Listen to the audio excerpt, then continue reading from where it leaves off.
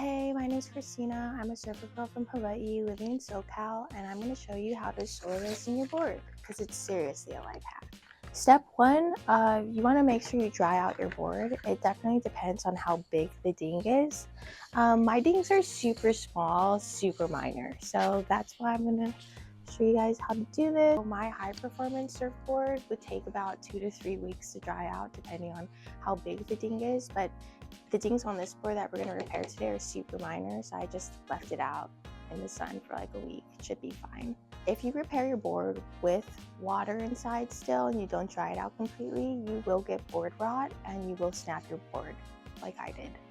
So really make sure you dry your board. They're super cheap. They're like $7 or $8. I can't stress this enough, honestly, to go to your local surf shop. If you go into a small local business, make sure that you stock up on all your other surf essentials like wax, because Quicksilver doesn't care about you like these surf shop owners do. So let's help keep them in business. Okay. Next business. So I always use the epoxy resin for my high performance surfboard, which is typically what I ride.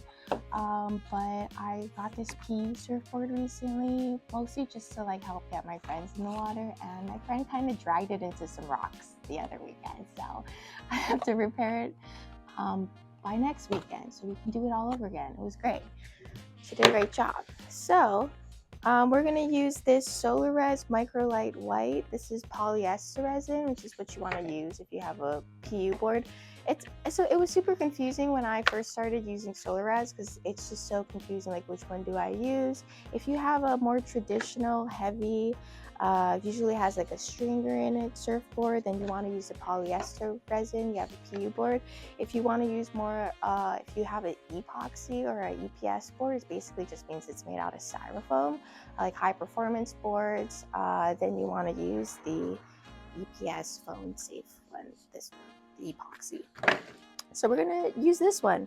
The kid at the surf shop, they were out of the yellow one, so he said that this would probably work. It's the Microlight White. It's just, you know, gonna be a different color, and it's just very light because it's meant for bigger dings, but these are super minor, so we're gonna take care of it. I actually have a lot of friends who, like, because surfing has gotten so popular, you know, have asked me like, hey, how do I fix this? Like, can I just Solarez this? Should I go to the shop?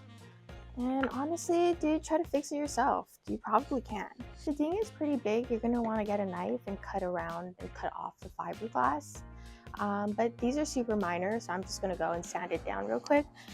You want to use the thicker side, the grainier side, I don't know what you call it. And you want to get in there. You want to sand it down until, like, I know it feels like you're damaging it, but no, you're not. You want to sand it down until you see that fiberglass, so you can really create a bond with the resin. You want to get in there. Okay, so after you're done with that, make sure you do this in the shade, because if you go out there in the sun, it will harden your resin before you get a chance to do all the cool things with it. Oh, usually it comes with like a clear thing. This one didn't, whatever.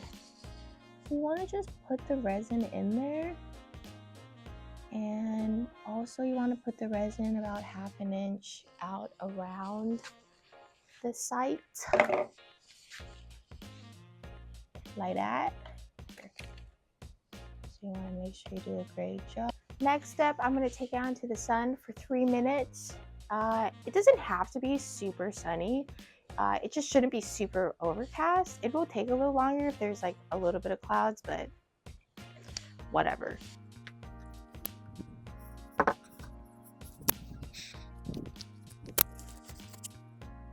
Okay, so we left it in the sun for 3 minutes. Let's check it out. Yeah, it looks great. No, but seriously, it looks great. I don't think we're gonna have any problems with it. You can go ahead and you can sand it down after, but I don't care. So I'm just gonna leave it like that, you know. Also, fun fact, this is a Bruce Jones board, and the guy who sold it told me that this was probably the last board that he made. So gotta take care of it, you know, respect. Thanks, Bruce. Okay, bye, peace.